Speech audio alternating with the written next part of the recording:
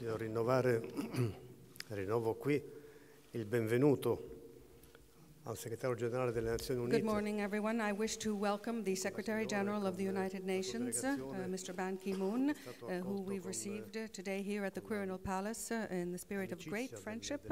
We have had the opportunity to speak about a number of issues in the course of our lunch together, and I wish to take this opportunity to express my gratitude and my personal appreciation and that of Italy for his steadfast effort in strengthening the United Nations organizations throughout all the years of his two mandates at the head of the United Nations headquarters in New York. In the past 10 years, under his leadership, it has been possible to achieve many historical results in very crucial areas, such as those related to development and the fight against climate change. And in particular, I'm referring to the adoption of Agenda 2030 and the agreement on climate change. In fact, after the meeting in Paris, it was possible to reach an agreement which is now coming into force. It's been ratified by the European Parliament and will now be gradually ratified in the different countries. As a European, I must say I'm very proud that the European Parliament has been able to ratify the agreement. And there are so many achievements that have been made by the Secretary General. The list is so very long, but I do wish to take this opportunity to mention a few. His very steadfast commitment in support of migrants has been very important indeed. And in fact, this was proven by the fact that you yourself chaired the Assembly General meeting on this matter and that you were able to meet with a number of different people in the course of that meeting in order to enhance and strengthen all the related principles, the relevant principles. And of course, your steadfast work in connection with principles such as gender equality, our effort against all forms of discrimination and violence.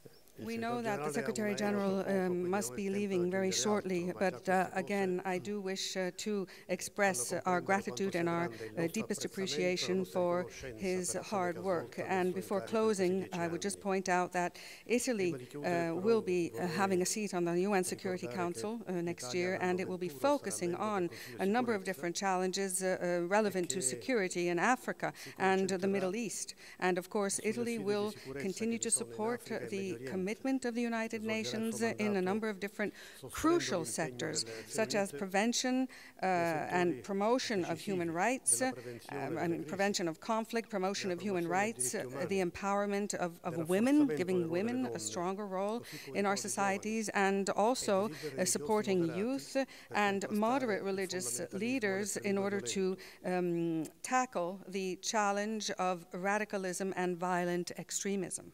And there are two other very important pillars underpinning the work of the United Nations: climate change and the massive arrivals of migrants and refugees.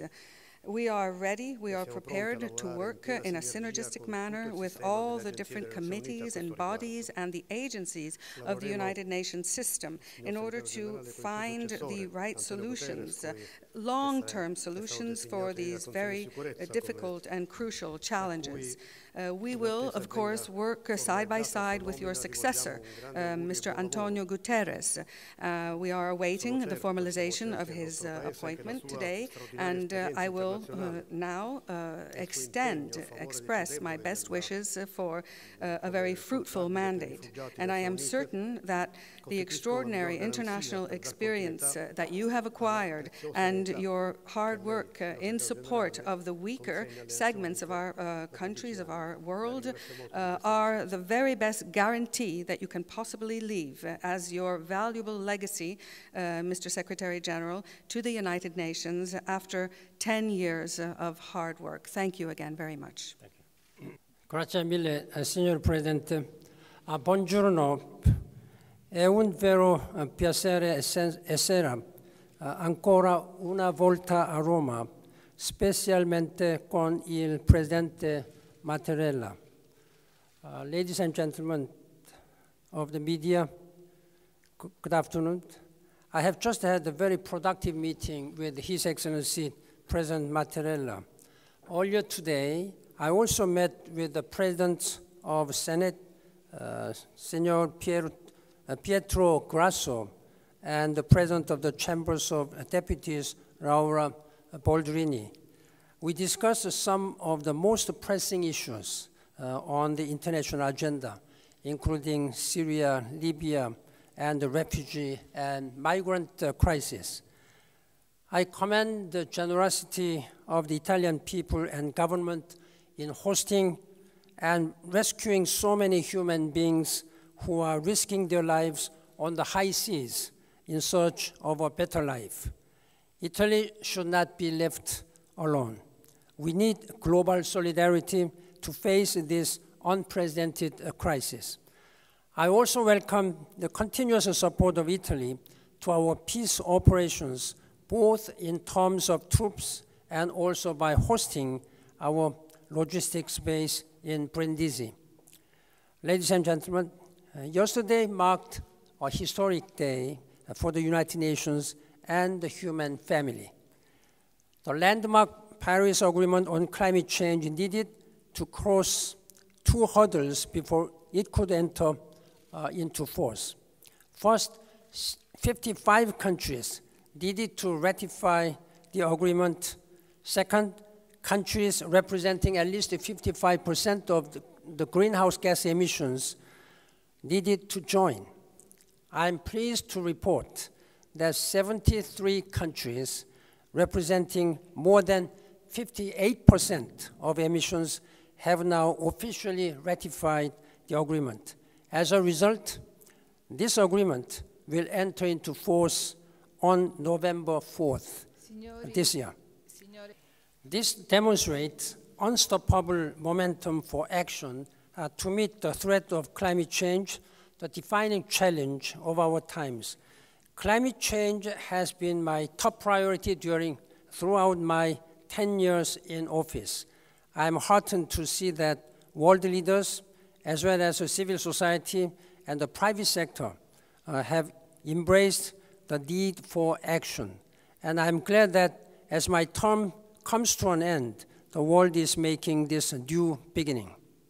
In that spirit, I congratulate Antonio Guterres, who is expected to be nominated officially in a few hours by the Security Council for the General Assembly's consideration to become the next Secretary General of the United Nations.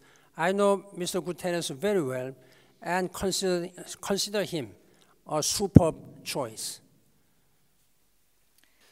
We worked closely together during his long and outstanding service as UN High Commissioner for Refugees. He showed a deep compassion for the millions of people who have been forced from their homes. He worked around the clock to mount effective operations to come to their assistance. His past experience as Prime Minister of Portugal, his wide knowledge of world affairs, and his lively intellect will serve him well in leading the United Nations in a crucial period. I and my colleagues look forward to working closely with him and his team to ensure a smooth transition, and I wish him every success when he assumes his formidable new responsibilities. I'm sure he will carry the torch on the full range of key challenges, from strengthening peace operations to achieving sustainable development, upholding human rights, and easing humanitarian suffering. As the 9th man to serve as a Secretary General, Mr. Guterres has a special responsibility to include, support, and empower the world's women and girls. There is much work ahead, and I pledge to continue to work hard on all these fronts until the last minute of the last day of my mandate. Grazie. Thank you very much.